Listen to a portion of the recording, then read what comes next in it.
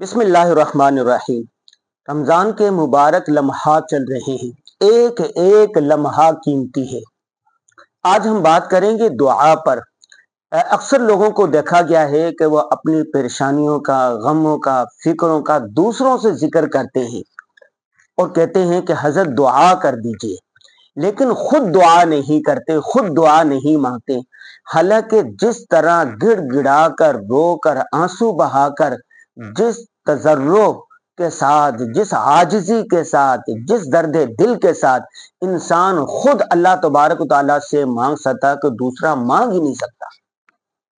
اللہ تبارک و تعالیٰ خود کہتے ہیں قال ربکم ادعونی استجب لکم، اے میرے بندو مجھ سے مانگو، میں تمہاری دعا قبول کروں گا۔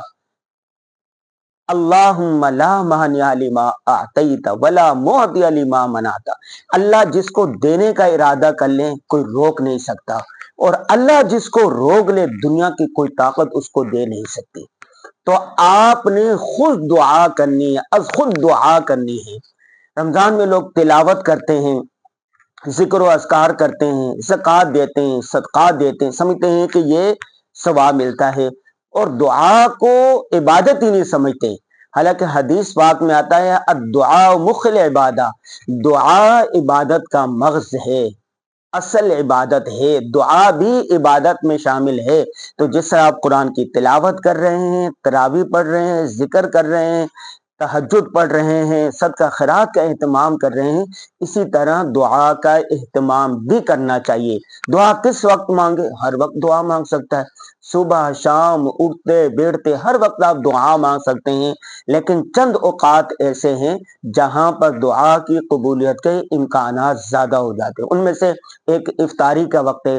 افطاری کے وقت آپ دعا کریں گے اور اس وقت زیادہ قبولیت کے چانس ہوتے ہیں۔ سحری کے وقت آپ کر سکتے ہیں، روزے میں پورا دن ہوتے ہیں، کھانے پینے سے رکے ہوتے ہیں، گناہوں سے بچے ہوتے ہیں، حسد، نفرت، غیبت، ان سب سے آپ بچے ہوتے ہیں۔ قرآن کی تلاوت کرتے ہیں، جب قرآن کی تلاوت کر چکے تو اس کے بعد آپ ہاتھ اٹھا کر دعا کریں۔ کس کے لیے دعا کریں؟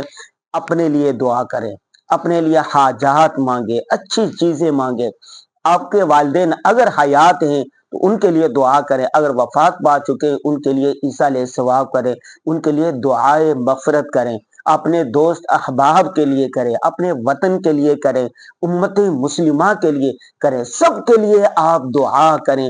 دعا ایک ایسی چیز ہے، کہتے ہیں کہ غیب کی دعا غیب کے حق میں جلدی قبول ہوتی ہے۔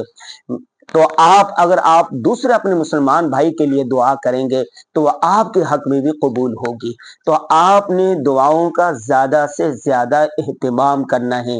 آج میں اپنی کتاب رمضان ایسے گزارے کا مطالعہ کر رہا تھا، اس میں مجھے ایک واقعہ یاد آ گیا کہ اس میں لکھا ہوا تھا کہ بہت سی دعائیں ایسی ہیں اللہ تبارک و تعالیٰ وہ قبول نہیں کرتے۔ کیوں؟ اللہ تعالیٰ جاننے والے ہیں کہ اگر یہ دعا میں نے قبول کر لی تو میرے اس بندے کا نقصان ہوگا۔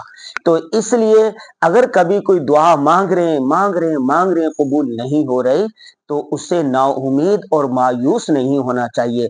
اللہ مسبب الاسباب ہے، اللہ مستقبل کے علم کا جاننے والا ہے، اللہ جانتا ہے ہمارے حق میں بہتر کیا ہے اور ہمارے حق میں بہتر کیا نہیں ہے۔ آپ کا بندے کا جو کام ہے وہ کرتا رہے، جیسے کسان ہوتا ہے نا، وہ دانا کھیت میں ڈال دیتا ہے، پانی دیتا ہے، پھر نتیجہ اللہ پر چھوڑ دیتا ہے۔ اسی طرح آپ کیا کریں؟ دعا کریں، ذکر و اذکار کریں، اللہ سے چھوٹی بڑی ہر حاجت مانگے، وہ قبول ہوتی ہے یا نہیں ہوتی۔ ایسا بھی ہوتا ہے بس اوقات کہ آج دعا آپ نے مانگی وہ 2-3 سال کے بعد قبول ہو جائے۔ ایسا بھی ہوتا ہے کہ ایک چیز آپ نے مانگی، اللہ تبارک و تعالیٰ نے اس سے بہتر چیز آپ کو عطا کر دی۔ اس لیے دعاؤں کا خوب اہتمام کرے۔ اللہ تبارک و تعالیٰ ہمیں رمضان کی برکتوں سے زیادہ مستفید فرمائے۔